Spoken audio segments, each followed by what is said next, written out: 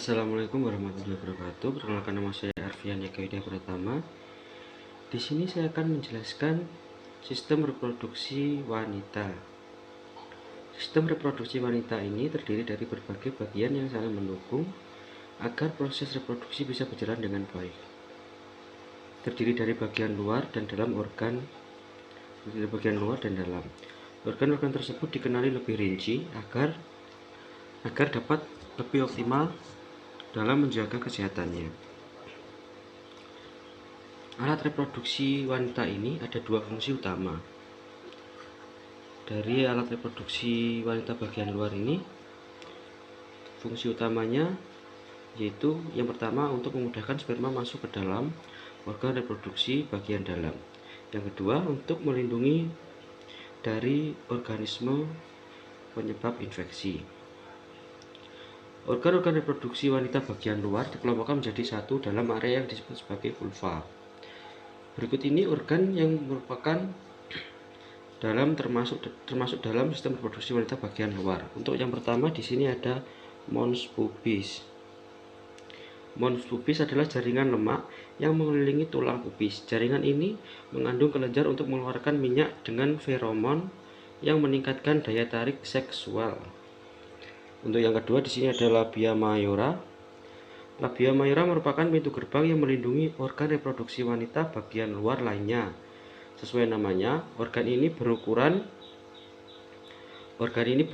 besar pada labia mayora.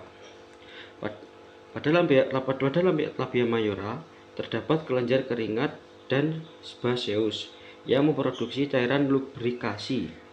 Saat seorang perempuan memasuki masa pubertas, labia mayora akan mulai ditumbuhi oleh rambut-rambut kemaluan. Untuk yang ketiga di sini ada labia minora. Labia minora terletak di sebelah dalam labia mayora dan melindungi pembukaan vagina serta uretra. Bentuk dan ukuran organ ini dapat berbeda pada tiap individu. Permukaannya pun sangat rapuh dan sensitif sehingga membuat mudah mengalami iritasi dan pembengkakan. Untuk yang keempat, sini ada klitoris.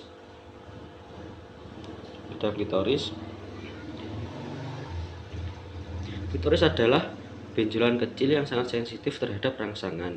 Bisa dibilang organ ini memiliki fungsi serupa penis pada alat kelamin pria. Klitoris ini ditutupi oleh dua lipatan kulit yang dinamakan propus, seperti halnya penis. Klitoris juga dapat mengalami ereksi. Untuk yang kelima di sini ada vestibular bulb atau vestibulum. Vestibulum ini adalah dua bagian panjang pada permukaan vagina yang berisi jaringan erektil. Saat seorang wanita mengalami terangsang, bagian ini akan terisi banyak darah dan akan membesar. Setelah wanita mengalami orgasme, darah dalam jaringan tersebut akan kembali mengalir ke dalam tubuh. Untuk yang keenam, di sini ada kelenjar Bartolini. Kelenjar Bartolini memiliki ukuran kecil, berbentuk seperti kacang yang berada di permukaan vagina. Fungsi organ ini adalah untuk mengeluarkan lendir dan melumasi vagina saat melakukan hubungan seksual. Itu tadi untuk bagian genitalia eksternalnya pada wanita. Untuk selanjutnya di sini saya akan menjelaskan tentang anatomi organ reproduksi dalam wanita. Untuk bagian dalamnya ya. Alat reproduksi wanita bagian dalam lebih dalam dari vulva. Terdapat organ reproduksi wanita bagian dalam. Berikut ini adalah bagiannya. Untuk yang pertama di sini ada vagina.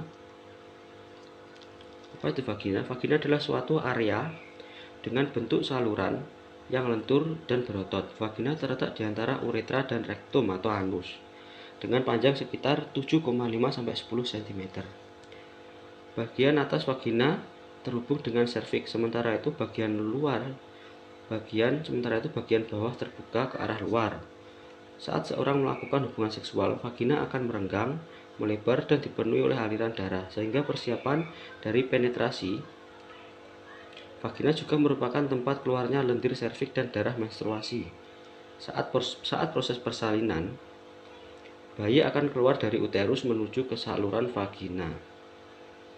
Jadi bayi saat proses persalinan, bayi akan keluar dari uterus dan menuju ke vagina. Untuk serviks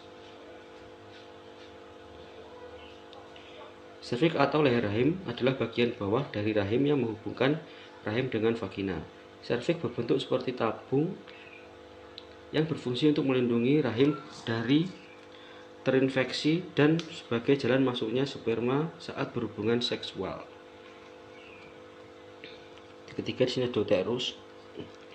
Uterus atau rahim adalah suatu ruang kosong yang berbentuk seperti buah pir dan berfungsi sebagai tempat berkembangnya janin. Uterus terletak di antara kandung kemih dan rektum. Yang keempat, di sini ada tuba Fallopi atau Fallopi tube. Tuba Fallopi adalah saluran tuba yang berbentuk seperti pembuluh kecil yang menempel pada bagian atas rahim. Organ ini berfungsi sebagai jalan yang dilalui oleh sel telur untuk berpindah dari ovarium ke rahim. Tuba Fallopi juga merupakan tempat terjadinya pembuahan. Setelah pembuahan terjadi, sel telur yang telah dibuai kemudian bergerak menuju rahim untuk ditanamkan di dinding rahim. Kelima, di sini ada ovarium atau indung telur. Adalah jaringan kecil yang berbentuk oval yang berada di rahim.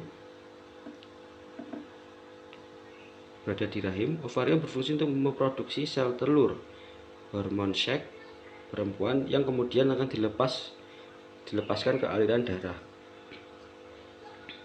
Selanjutnya, fungsi organ reproduksi wanita. Fungsi utama dari organ reproduksi wanita ini adalah untuk memproduksi sel telur untuk pembuahan. Selain itu, organ ini juga berfungsi sebagai tempat berkembangnya janin. Agar fungsinya bisa berjalan dengan baik dan lancar, sistem reproduksi wanita memiliki struktur sendiri untuk mempertemukan sel sperma dan sel telur. Sistem reproduksi wanita memproduksi sendiri hormon yang dibutuhkan untuk mengontrol siklus menstruasi setiap bulannya. Hormon inilah yang kemudian akan memicu perkembangan sel telur serta pelepasan setiap bulannya. Proses ini disebut juga dengan ovulasi. Untuk cara kerja sistem reproduksi, aktivitas sistem reproduksi wanita dikontrol oleh hormon yang dilepaskan oleh otak maupun ovarium. Kombinasi dari hormon-hormon tersebut akan memulai siklus reproduksi pada wanita. Untuk lama siklus reproduksi atau siklus menstruasi seorang wanita umumnya 24-35 hari. Dalam jangka waktu tersebut, sel telur akan dibentuk dan dimatangkan. Kemudian di waktu yang bersamaan, dinding rahim akan bersiap untuk menerima sel telur yang sudah dibuai. Jika pembuahan ternyata tidak terjadi selama siklus ini, maka dinding rahim akan disiapkan untuk kehamilan.